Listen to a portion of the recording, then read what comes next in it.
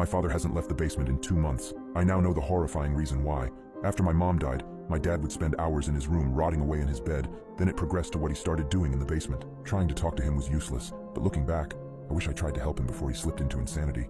The first time I saw my dad slip down into the basement was when he was carrying a notebook and a mannequin. I tried questioning him about it, but the only response I received was a half mumble before he shut the door behind him. I shrugged it off, as I assumed he was finally embracing a hobby to cope, but I began thinking otherwise really fast. When a few days passed without seeing him emerge, I knew something was going on. I tried opening the door, but it was locked.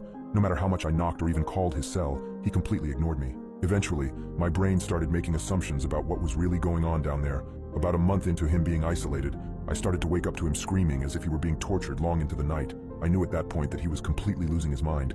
Disgusting stenches I couldn't identify began filling the house. Looking back now, I don't know why I didn't call anyone, tell anyone, or ask for help, but deep down, I just wanted my dad to get better on his own. I didn't want anyone to know that my dad was acting like a freak. As the second month of this behavior approached, his screams turned into whimpers and pleads. I was now worried that something far more sinister was taking place, and I knew that I couldn't sit back and let my father destroy himself any further. Although I was scared about entering his space, I knew I had to save my dad. On a Friday, when I was coming back from school, I could hear my father manically laughing and decided it was time to break down the door. Using a wrench from one of my dad's toolboxes, I managed to crack the wood frame, making it easy to push it open.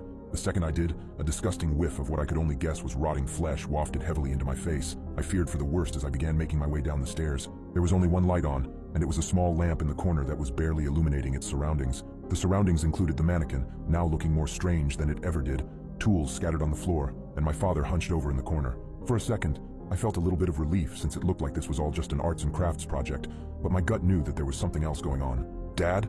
I finally said it after the longest few seconds of my life. My father began to slowly turn his body towards me, or at least what was left of it.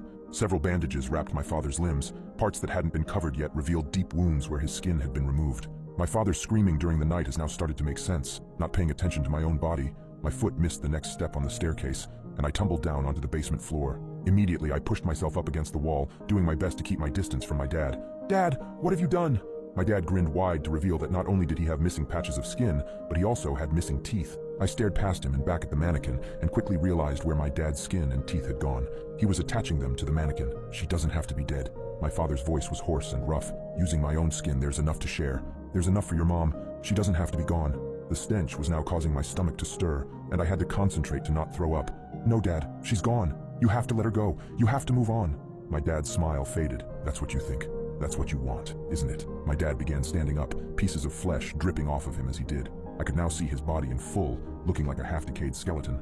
"You came just in time, daughter. I'm running out of flesh for your mother. I could use some of yours." I shook my head. "Dad, please don't do